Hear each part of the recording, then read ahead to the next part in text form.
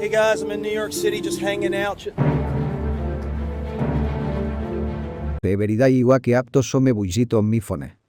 internet has been both a blessing and a curse for us. On one hand, we get damn near limitless information about almost any topic. Communication is way easier, and we don't even have to get rejected by our crush in person. Hell, I can even share my opinions that people kind of care about. But on the other hand, shit isn't looking too good, to be honest. With the internet being such a prominent aspect of our lives, it's no surprise that it even reflects in our actions and thoughts. That would be all peachy if most of the stuff we watched was actually good for us. A lot of the content that's put out on the internet is, well, just have a look. About that prick's face when he saw the gat. Edging or gooning? Edging. So you do edge in Ohio. If you deliberately end your viewing streak, I will riz you like Libby Dunn. Now, are you an edger or are you a gooner?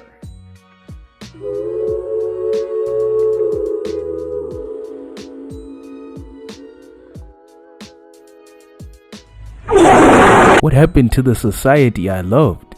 It's at times like this where I think we just have to admit that the boomers were right all along. Those comics they made were low-key prophetic visions of the 2020s. We owe them an apology. Anyways, as a result of all this brain-rotting content, there's been many cultural shifts in the way us young people think, a lot of which that aren't always for the best. For most of modern history, media companies pushed what people wanted to see.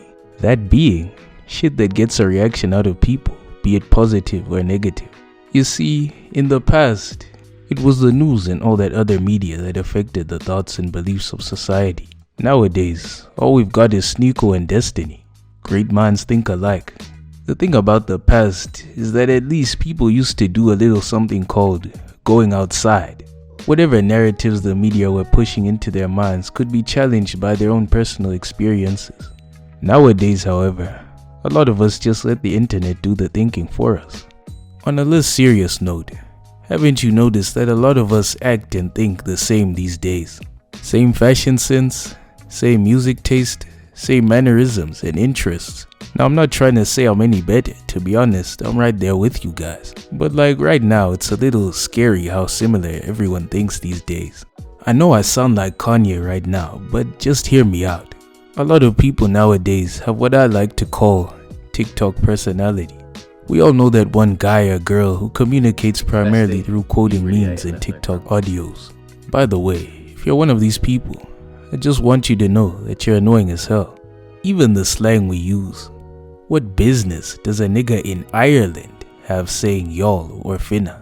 There are countless memes about how goofy and meaningless a lot of the Gen Z slang is simply just because people endlessly regurgitate these words over and over again. Me personally, I blame Kaisanat for this shit. If it wasn't for him, words like Riz, Phantom Tax, or Gyat would have never been in the minds of countless teens and young adults. Quick side note, Gyat is not a noun. There's no such thing as a Gyat. It's literally just the shortened form of goddamn. Anyways, my English lecture aside, it's scary how much influence social media narratives have on our minds. For example, people will completely change how they feel on something depending on the general consensus. You guys remember how like 10 years ago, admitting you watch anime was some shit that would get you shoved in a locker. Nowadays, it's pretty much considered the same as watching any other show just because more people were willing to give it a shot. Another example has got to be the goofy-ass selective outrage when it comes to cancelling celebrities. Ellen DeGeneres got cancelled for being an asshole when they're literal pedophiles and murderers who just got away with it because people didn't care enough to do something.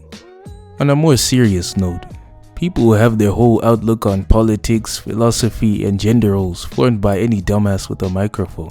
Since a lot of MFs are so terminally online, instead of going out in the world and formulating their own thoughts, it's a whole lot easier to follow confirmation bias.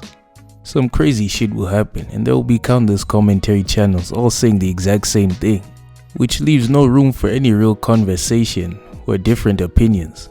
Niggas today will really have their entire personality be shaped by recommendations_watchnext.serve. You also see this a lot with dating content and that type of stuff. People with very little or no relationship experience will just take the word of whoever the fuck at face value, since it confirms certain thoughts they already had or they don't know any better. And this is kinda scary since some of their advice is doo-doo garbage. She's not yours, bro. It's just your turn. The 3-month rule, rosters, and all this other trash as well. When did dating become some shit you have to study? People who had bad shit happen to them go around spreading that sadness like Magic Johnson spreading AIDS in the 80s. Please stop watching all those quote-unquote true Reddit stories about infidelity. Stop watching those TikToks about cheating and just being sad or whatever. When it comes to politics, it's even worse. It's common knowledge that younger people change their political beliefs like crazy. One Hassan or Ben Shapiro video and you'll be going down either side of the rabbit hole. It also annoys the hell out of me when I see people just repeating the same old talking points of their favorite internet daddies or mommies, instead of just using their own original thoughts. A lot of young people are also too young to even fully understand the politics they support. You guys remember that time Sneeko met some young fans of his saying they hate women? Genuinely, what reason would these middle school looking ass kids have to hate women? At their age, girls leave you for guys who run faster. Chances are, these kids were just trying to be edgy and counterculture and will probably regret saying this shit in like 2 or 3 years. This may come as a surprise to you guys, but not everybody on the internet knows what they're talking about. For example, a lot of these self-help YouTubers are young as hell and only in their 20s. If we're being real, how much life experience do you even have at that point to be telling people how to live their lives? By the way, I'm not saying that stuff on the internet can be thought-provoking or cause you to question your values, but you've also got to think about who benefits from the content you consume and what messages they're trying to push. Okay, that's enough yapping for me.